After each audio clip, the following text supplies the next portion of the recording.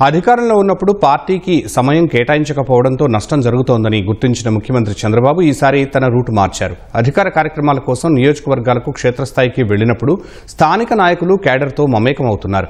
పరిస్థితుల్ని తెలుసుకుంటూ పార్టీకి అండగా ఉంటుందన్న భరోసానిస్తూ వారిలో కొత్త ఉత్సాహాన్ని నింపుతున్నారు.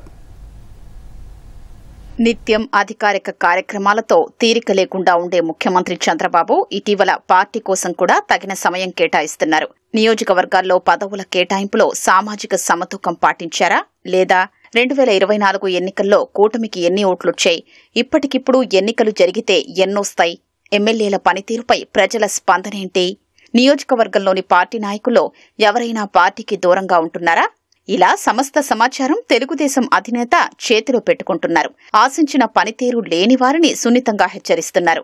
సీఎం ఆర్ఎఫ్ చెక్కుల్ని బాధితులకు అందజేయడంలో జాప్యం చేస్తున్నా మరణించిన పార్టీ కార్యకర్తలకు బీమా సొమ్ము చెక్కుల్ని స్వయంగా అందజేయని ఎమ్మెల్యేల విషయంలో ఆయన కఠినంగా ఉంటున్నారు. అలాంటి 49 మంది ఎమ్మెల్యేలకు నోటీసులు ఇవ్వాలని పార్టీ కార్యాలయ సిబ్బందిని ఇటీవలే ఆదేశించారు. వారిలో మంత్రులు ఉన్నారు.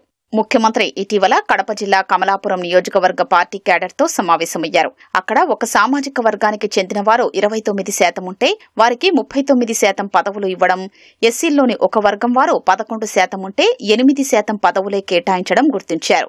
2 నుంచి 3% జనాభా ఉన్న కొన్ని వర్గాలకు పదవులే దక్కకపోవడం లాంటి అంశాల్ని ఆయన ప్రస్తావించారు.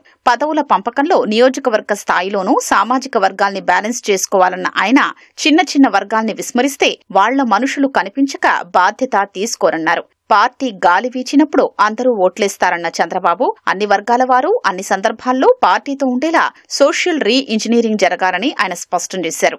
నియోజకవర్గ నాయకులు కార్యకర్తలతో సీఎం సమావేశమైనప్పుడు స్థానిక ఎమ్మెల్యేల పనితీరును ప్రత్యేకంగా ప్రస్తావిస్తున్నారు. పింఛన్ల పంపిణీలో ఎన్నిసార్లు పాల్గొన్నారు?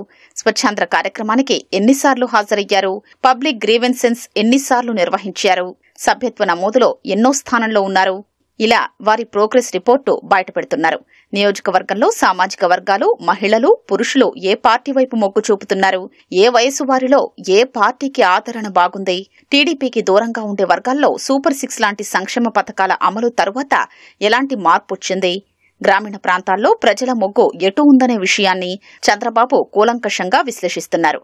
ఏ వర్గాలపై ఎక్కువ దృష్టి పెట్టాలో సూచిస్తున్నారు.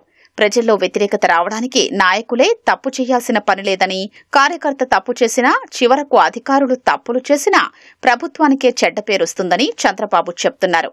మొదట నాయకులు, కార్యకర్తలు మోటివేట్ అయితే అధికారుల్ని నియంత్రించడం పెద్ద కష్టం కాదన్న ఆయన పవిత్ర యజ్ఞానికి ఎవరు విఘ్నం కలిగించినా వదిలిపెట్టనని స్పష్టం చేస్తున్నారు.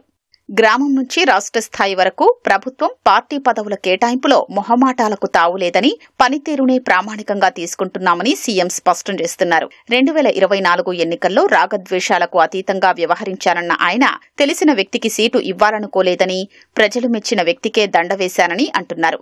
సోషల్ రీ ఇంజనీరింగ్ చేశానన్న చంద్రబాబు బెస్ట్ టీంను డెవలప్ చేశానని ఇటీవల కమలాపురం సమావేశంలో చెప్పారు. డేటా ఆధారంగా నిర్ణయాలు తీసుకుంటున్నారని, ప్రతి శని ఆదివారాల్లో 3 గంటలు పార్టీ వ్యవహారాల్ని సమీక్షిస్తున్నారని ఆయన పేర్కొన్నారు. మొత్తంగా చంద్రబాబు తన పంథా మార్చారన్న భావన పార్టీ వర్గాల్లో వ్యక్తమవుతోంది.